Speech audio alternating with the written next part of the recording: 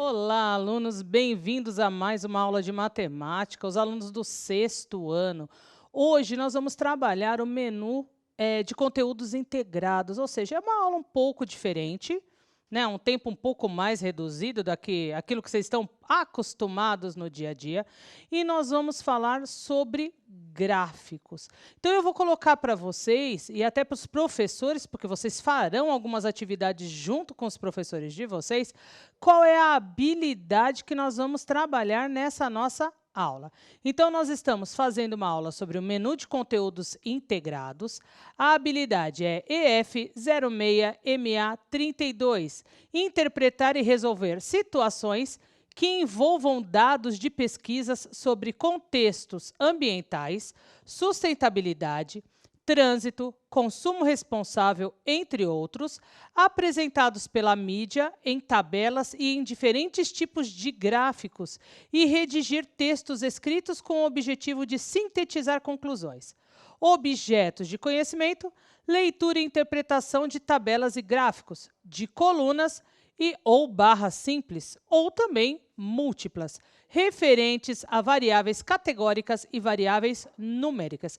Então, na aula de hoje, nós vamos trabalhar a parte de gráficos. Nós não vamos inserir, propriamente dito, a ideia de tabela. Então, vamos pensar, vamos trazer uma contextualização e pensar um pouco sobre os gráficos. Vou colocar uma situação, problema, e nós vamos pensar como que nós poderíamos representar essa situação por meio de um gráfico. Observe a situação que vai aparecer para vocês. 6 amigos de longa data, todos com uma preocupação muito grande em relação ao consumo sustentável, resolveram entrar em uma gincana para saber qual deles consumiria a menor quantidade de garrafas PET, que é de PET de polietileno, Nossa Senhora! Gente, tá vendo? A professora de matemática vira isso, né? De letras. Tereftalatano. Não, tereftalato. Quase que não vai. Durante um mês. Os resultados estão apresentados no gráfico de colunas a seguir. Então, ou seja, eu escolhi um tipo de representação específica, uma representação gráfica. Qual é o gráfico? O de colunas. Então, eu fiz a pesquisa, vou pegar os dados que eu coletei sobre o consumo, né, a utilização das garrafas PET, e vou representar graficamente. Característica, então, do nosso gráfico de colunas. São barras retangulares na vertical. Essa é uma informação muito importante. Por que eu falo barras retangulares? Quando a gente olha aqui, ó, são retângulos, correto? Eles estão em qual posição? Eles estão na posição vertical. Mas, Alessandra, não pode ser na horizontal? Não. Porque daí ele já não é mais um gráfico de colunas, ele é o que a gente chama de gráfico de barras. Então, não pode esquecer isso. É de coluna? A barra tem que estar na vertical. Dado importante de um gráfico, ele tem que ter título.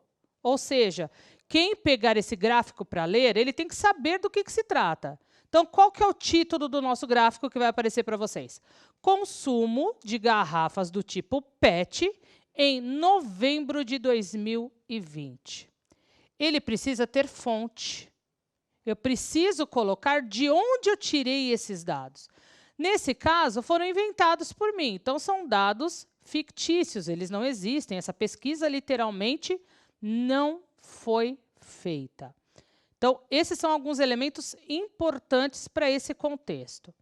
Outra coisa importante, como é que eu vou, então, organizar esses dados?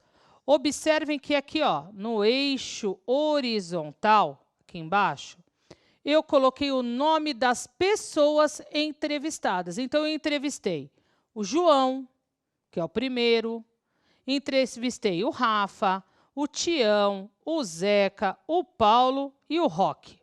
Eu entrevistei e fiz a pesquisa com essas pessoas. Aqui na horizontal, eu vou colocar a quantidade de garrafas que cada, né, ou melhor, que cada um ainda não. Vou colocar a quantidade de garrafas que poderiam ser utilizadas. Nesse caso, observe que eu usei o intervalo, de 2 em 2. Então, de 0 até 2, o outro é 4, 6, 8, 10. Posso fazer isso? Posso. Posso fazer de 1 em 1? Começando lá na origem 0, 0, 1, 2, 3? Posso. Posso de 5 em 5, de 10 em 10? Posso. O que eu vou levar em consideração para eu estabelecer essas escalas, né, essas diferenças? Normalmente, os dados que eu tenho. E aí vocês vão entender essa relação agora. Vou limpar aqui a tela e nós vamos olhar, então, o gráfico novamente de cada um deles. Quando eu olho aqui a barra do João, que é o primeiro, se eu faço isso, diretor, obrigada. Se eu faço aqui a projeção do topo da nossa barra, ele está entre o 14 e o 16. Ou seja, o João teve ou utilizou teve um consumo ou utilizou 15 garrafas. O Rafa, ele está exatamente na coluna na linha do 10. Então, eu sei que o Rafa foram 10 garrafas. O Tião, lá em cima, no 18. O Tião, até agora, é o que teve o maior consumo. O Zeca, ele está o quê? Entre o 6 e o 8. Então, um consumo de 7 garrafas. O Paulo, ele teve um consumo de 12 garrafas. Então, eu vou olhar pela altura da barra. E o Roque, ele teve um consumo de 4 garrafas. Observe que a maior parte deles teve o consumo foi um número par. Por isso que eu usei o intervalo de 2 em 2. Certo? Então, a altura da minha barra, ela está relacionada à quantidade de garrafas que foram consumidas. Então, esses são elementos muito importantes que precisam ser considerados na construção de um gráfico. Eu vou passar uma atividade para vocês vão fazer aí com o professor e daqui a pouco a gente vai fazer a correção. Presta atenção na atividade.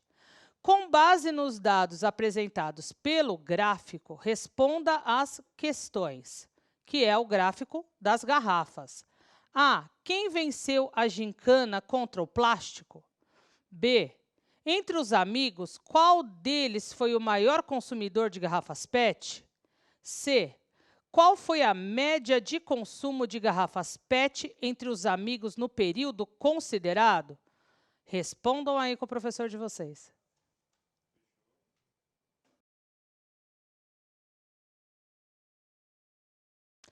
Tenho certeza que, com a ajuda do professor de vocês, vocês conseguiram responder a atividade tranquilamente. Vamos, então, às respostas? Então, na letra A, que a pergunta era: quem venceu a gincana contra o plástico? Foi o Roque. Por que o Roque? Porque ele foi o que consumiu a menor quantidade de garrafas em novembro. E a ideia não é o consumo responsável, ali sustentável? Então, nesse caso, não ganha quem consumiu mais, e sim quem consumiu menos. Na B, entre os amigos, qual deles foi o maior consumidor de garrafas PET? É o Tião, que ele consumiu 18 garrafas. Então, ele ganhou alguma coisa? Não. Tião, precisa melhorar isso, né? Porque o plástico ele demora muito aí para poder se desfazer na natureza. Então, tem que tomar muito cuidado com isso. E na letra C, qual foi a média de consumo de garrafas PET entre os amigos no período considerado? Foram 11 garrafas PET em média. Como que eu sei esse resultado? Eu somo o valor que cada um deles, então eu somo 15 mais os 10 do Rafa, mais os 18 do Tião, mais os 7 do Zeca, os 12 do Paulo e os 4 do Roque. Somo esses valores e divido por 5. por 6, desculpa, que são 6 amigos. Assim, eu consegui encontrar o valor da quantidade média de garrafas, mas eu tenho certeza que vocês acertaram. Então, nós vamos continuar. Vou apresentar para vocês uma outra situação. Paula é aluna da rede estadual de ensino e foi contratada por uma grande empresa para fazer as análises estatísticas da produção de resíduos industriais no primeiro semestre de 2020. A empresa visa a redução dos números, pois está implementando uma nova etapa na sua política ambiental.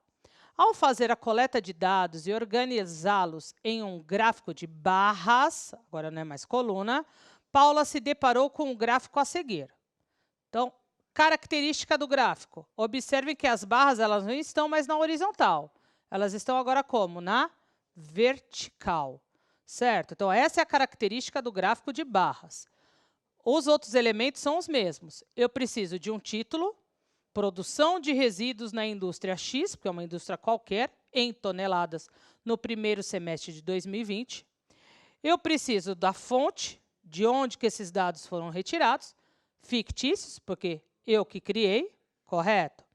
Nesse caso, eu vou precisar, eu usei uma legenda. Por que eu usei a legenda?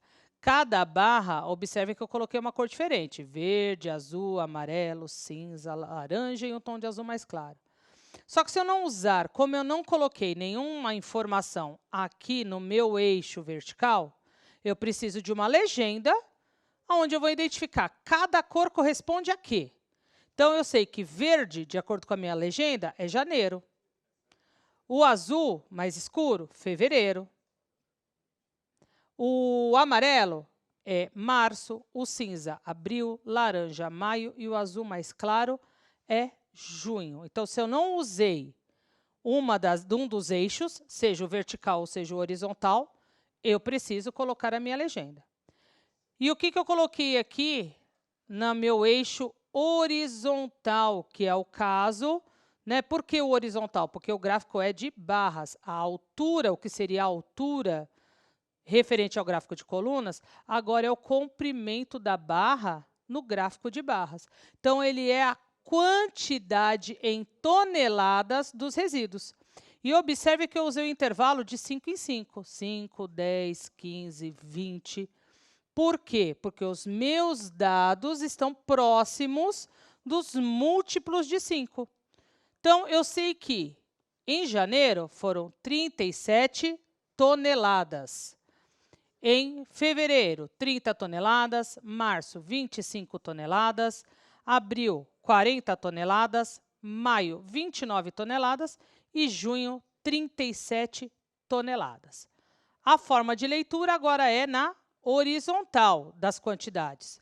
Coluna na vertical, barras na horizontal. Vamos fazer uma atividade? Olha a atividade para vocês. A atividade 2.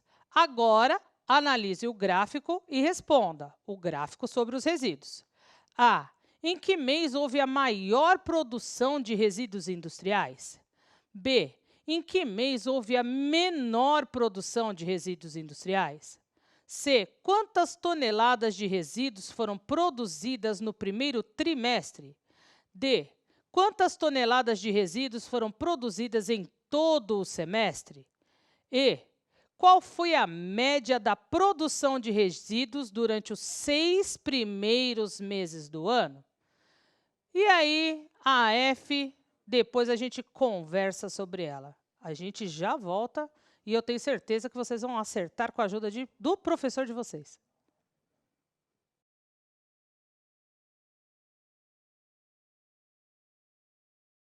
Certeza que, ó, como eu disse anteriormente, com a ajuda do professor, se vocês não tiveram dificuldade nenhuma. Vamos olhar, então, as respostas. Então, a primeira pergunta foi: em que mês houve a maior produção de resíduos industriais?